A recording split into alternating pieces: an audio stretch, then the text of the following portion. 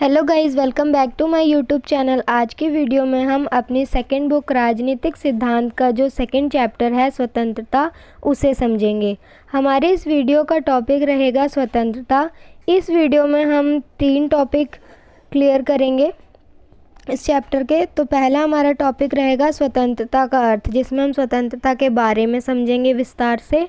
Second जो हमारा topic रहेगा वो रहेगा स्वतंत्रता के 2 आयाम, जैसे कि एक होता है ना नकारात्मक और सकारात्मक स्वतंत्रता, उसके बारे में पढ़ेंगे। और सेकंड हमारा जो टॉपिक रहेगा वो रहेगा स्वतंत्रता के कितने रूप हैं या कितने प्रकार के वो होते हैं, उन सभी जो पार्ट्स होंगे यानी जितने भी प्रकार के होते हैं उन सब के बारे में समझेंगे। तो गाइस, सबसे पहले हम समझते हैं कि स्वतंत्रता का अर्थ क्या होता है, जो हमारा फर्स्ट टॉपिक है। तो स्वतंत्रता के बारे में सबसे पहले इम्पॉर्टेंट है ये जानना कि ये जो स्वतंत्रता वर्ड है या शब्द है, ये हमें कहाँ से मिला है। ये हमें जिसे हम लिबर्टी भी कहते हैं, तो ये जो शब्द है ये लैटिन भाषा का लिबर वर्ड जो था उससे मिला है हमें, ठीक है।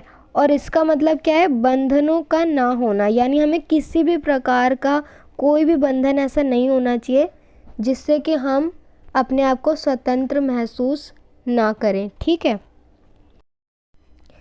तो आपको अब ये पता चल चुका है कि स्वतंत्रता शब्द हमें कहाँ से मिला। तो अब हम जान लेते हैं कि स्वतंत्रता का अर्थ क्या होता है। तो स्वतंत्रता की अगर हम बात कर रहे हैं तो स्वतंत्रता का मतलब होता है प्रतिबंधों तथा सीमाओं का अभाव। अगर आपके ऊपर किसी भी प्रकार का कोई प्रतिबंध या सीमा नहीं लगी है तो आप स्वतंत्र हो, ठीक है। जैसे हम एक उदाहरण के माध्यम से समझ सकते हैं। जब अंग्रेज़ भारत में आए तो अंग्रेज़ों ने क्या किया था, हमें गुलाम बना लिया था, हमारी स्वतंत्रता का हनन किया था, है ना। हमारे ऊपर बहुत सारे प्रतिबंध लगा दिए थे, कई प्रकार के, बहुत सारी सीमाएं लगा दी थी। तो इस तरीके से हम क्या कह सकेंगे कि इस समय हम स्वतंत्र नहीं थे। लेकिन हम स्वतंत्र कब हुए, है ना। हम स्वतंत्र हुए 15 अगस्त 1947 को, जब जो अंग्रेज़ थे उनसे हमें आज़ादी मिली थी और हम उनसे मुक्त हो गए थे। तो हमारा सेकंड टॉपिक रहेगा स्वतंत्रता के 2 आयाम। तो हमारी स्वतंत्रता के 2 आयाम कौन से हैं, एक नकारात्मक स्वतंत्रता और दूसरा है सकारात्मक स्वतंत्रता। तो सबसे पहले हम समझेंगे कि नकारात्मक स्वतंत्रता किसे कहते हैं।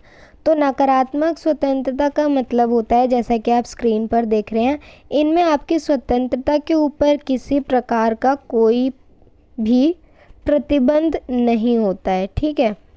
जैसे आप एग्ज़ाम्पल के लिए समझ लो कि जो हम देखते हैं कि हमारे प्राचीन काल में जो हमारे पूर्वज थे, तो उस समय पे क्या था कि उस टाइम पे जो वो लोग थे उनको किसी भी प्रकार का कोई भी प्रतिबंध नहीं लगा हुआ था। वो इसलिए नहीं था क्योंकि उस टाइम पे किसी भी तरह का कोई समाज, कानून, संविधान कुछ भी नहीं था। तो इस वजह से वो लोग बिल्कुल जैसे जानवरों का जीवन होता है उस तरीके से जीते थे और स्वतंत्र थे। वो किसी की हत्या भी कर सकते थे, वो अपने खाने के लिए किसी को मार देते थे।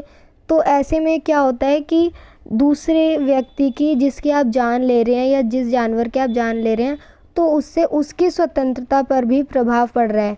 वो स्वतंत्रता नकारात्मक स्वतंत्रता होती है, जिससे कि आपकी स्वतंत्रता तो हो रही है लेकिन आपकी स्वतंत्रता से किसी दूसरे की स्वतंत्रता छिन जाए तो वो स्वतंत्रता गलत होती है, इसीलिए इसे नकारात्मक स्वतंत्रता कहते हैं।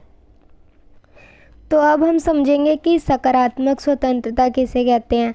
तो सकारात्मक स्वतंत्रता, जैसे कि आप अपनी स्क्रीन पे देख रहे हैं, इनमें प्रतिबंधों का अभाव नहीं होता। मतलब आपकी स्वतंत्रता पर कुछ हद तक प्रतिबंध लगाए जाते हैं, ठीक है। इसका मतलब ये हुआ कि जब आपके ऊपर प्रतिबंध लग रहे हैं लेकिन कुछ हद तक लग रहे हैं, ठीक है, पूरी तरीके से नहीं लग रहा। जब पूरी तरीके से लगता है तो इसका मतलब क्या है कि हमारे ऊपर मतलब हम स्वतंत्र नहीं हैं, हमारी स्वतंत्रता का हनन हो रहा है। लेकिन यहाँ पे क्या है कि कुछ हद तक लगाया जा रहा है। कुछ हद तक क्यों लगाए जाते हैं, क्योंकि अगर हम आपके ऊपर कुछ हद तक प्रतिबंध नहीं लगाते हैं तो फिर दूसरे की स्वतंत्रता को प्रभाव पड़ता है, ठीक है। इसलिए हमें ये प्रतिबंध लगाना ज़रूरी होता है। इसीलिए हमारे संविधान में जितने भी कानून बने हैं तो उसमें कुछ ना कुछ कानून ऐसे हैं जिससे कि जैसे आप एग्ज़ाम्पल के लिए आप मान लो कि जैसे आप एग्ज़ाम देते हो, तो अगर आपको बोल दिया जाए कि आपको पढ़ना तो है लेकिन आपके एग्ज़ाम नहीं होंगे, तो क्या आप इतनी मतलब एनर्जी लगा के, इतनी एनर्जी वेस्ट करके, इतनी चाहत से आप क्या पढ़ाई करोगे? नहीं करोगे, क्योंकि आपको पता है कि आपका एग्ज़ाम तो होना नहीं है, तो आप नहीं करोगे। तो इसलिए अब यहाँ पे एक प्रतिबंध लग गया। अब आपको ये प्रतिबंध ये भी नहीं कह रहा कि आपको ये स्वतंत्र नहीं कह रहा, लेकिन इनडायरेक्टली ये हो रहा है ऐसा।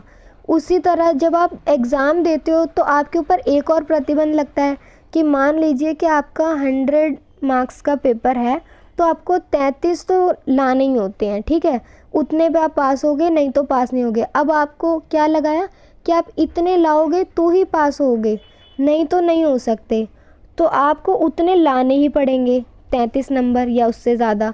तो 33 जो आपको लाने पड़े उस पर भी आपका प्रतिबंध हुआ ना, ये भी तो आपके ऊपर प्रतिबंध लगा। इस तरीके से आपके ऊपर प्रतिबंध लगाए जाते हैं जो सरकार में, मतलब जो कानून जो बनता है हमारा संविधान का, उसमें इसीलिए लगाया गया। और इसीलिए स्वतंत्रता सकारात्मक स्वतंत्रता होती है, क्योंकि इससे सबकी स्वतंत्रता होती है। ये नहीं कि मतलब आपकी तो हो रही है लेकिन आपके स्वतंत्रता से किसी दूसरे को नुकसान होए और उसका स्वतंत्रता का हनन हो, तो इसलिए। तो अब हम समझेंगे हमारा थर्ड टॉपिक जो है स्वतंत्रता के विभिन्न रूप। तो स्वतंत्रता के 4 रूप होते हैं, यानी 4 प्रकार की स्वतंत्रता होती है हमारी। तो एक तो हो गई हमारी पहली प्राकृतिक स्वतंत्रता, जैसा कि आप अपनी स्क्रीन पे देख रहे हैं। इनमें व्यक्ति अपनी इच्छा अनुसार कभी भी अपने कुछ भी करने के लिए पूर्ण स्वतंत्र होता है। मानव के कार्यों पर किसी प्रकार का बंधन नहीं होता। तो इसमें भी वही वाली स्वतंत्रता आएगी, जैसे कि हमारे जो मैंने बताया कि हमारे जो पूर्वज थे उनमें क्या होता था कि उस टाइम पे जैसा जो जानवर होते थे वैसा जीवन वो भी जीते थे, कि मतलब वो खुलेआम कुछ भी कर रहे हैं, उनको कोई कानून संविधान कुछ भी मतलब उनके लिए समाज मायने नहीं रखता, क्योंकि उस टाइम पे कुछ था ही नहीं ऐसा। तो इस वजह से ऐसा था। और इसमें वो कुछ भी कर सकता है। और इससे क्या हो रहा था कि मतलब उसकी तो स्वतंत्रता तो थी लेकिन दूसरे की स्वतंत्रता का हनन हो रहा था। तो इसलिए ये जो प्राकृतिक स्वतंत्रता है इसका मतलब यही होता है। फिर आता है हमारा सेकंड जो हमारा है प्रकार, वो है व्यक्तिगत स्वतंत्रता। अब व्यक्तिगत स्वतंत्रता जैसे कि आप अपनी स्क्रीन पर देख रहे हैं, निजी मामलों में विकल्प की स्वतंत्रता, जीवन की सुरक्षा।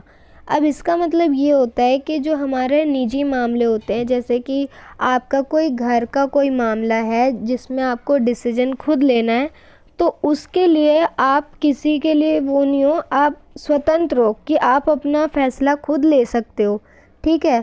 जैसे मान लीजिए कि आपको, जैसे कि आप 10th पास करके 11th में आए, ठीक है, तो आपके पास पूरी स्वतंत्रता थी कि आपका ये निजी मामला है कि आप कौन सी स्ट्रीम चूज़ करके 11th में आएंगे, आर्ट्स लेंगे या साइंस लेंगे या कॉमर्स लेंगे, ये आपकी सोच थी, ठीक है।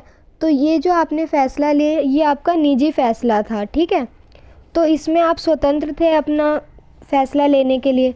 तो ये हमारी व्यक्तिगत स्वतंत्रता हो गई। यह मैंने आपको एग्जाम्पल से समझा दिया, ज़्यादा अच्छे से समझ आएगा एग्जाम्पल से।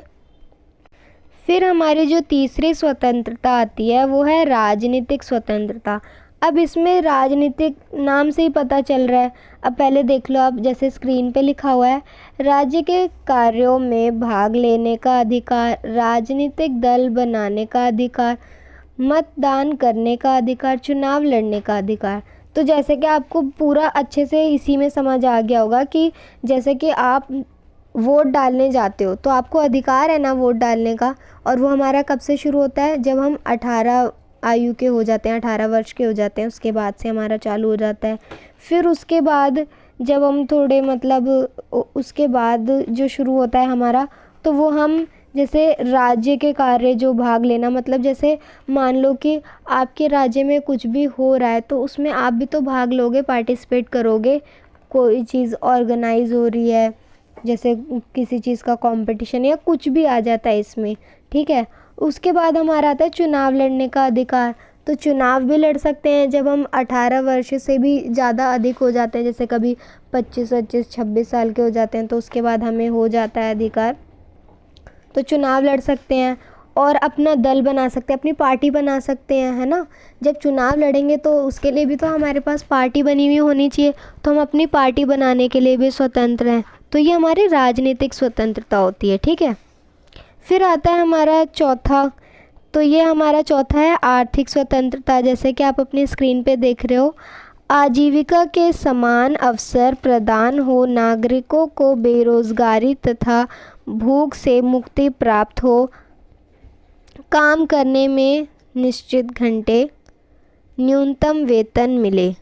अब इससे क्या समझ आ रहा है, आर्थिक मतलब हमारी इकोनॉमिक जो है उसके बारे में हम पढ़ेंगे। तो जैसे मान लीजिए कि आप कहीं काम कर रहे हैं, जैसे आपके पेरेंट्स, जैसे आप वो काम कर रहे हैं किसी कंपनी में, तो जो उसका न्यूनतम वेतन मिलता है तो वो उनको मिले, ठीक है, इसके लिए वो स्वतंत्र हैं। जैसे कि मान लीजिए वहाँ की इनकम जो है 8,000 महीने की है, ठीक है, तो वो 8,000 उनको मिलेंगे, ठीक है। और उनके जो काम करने के जो घंटे हैं, यानी जो समय उनका है कि उनको कितना समय देना है काम करने के लिए, तो वो भी उनके निश्चित होने चाहिए, बिल्कुल अटल रहने चाहिए कि इतने से इतने होंगे तब आपको इतने रुपए आपकी जो वेतन होगा वो मिलेगा। तो ये सारी चीज़ें एक दूसरे से कनेक्टेड हैं। तो पहला जो हमारा था, आजीविका के समान अवसर प्रदान, नागरिकों को बेरोज़गार, मतलब बेरोज़गार नहीं होना चाहिए कोई, है ना।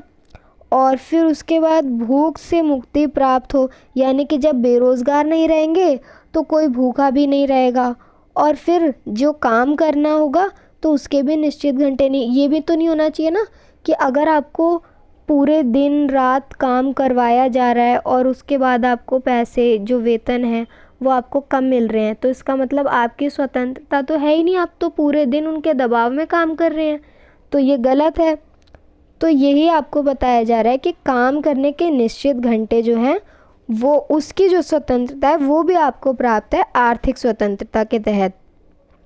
और न्यूनतम वेतन वही हो गया, जितने घंटे हैं उसके हिसाब से आपका जो वेतन है वो फिक्स होगा, वो भी आपका स्वतंत्रता होनी चाहिए उसमें भी आपकी, ठीक है।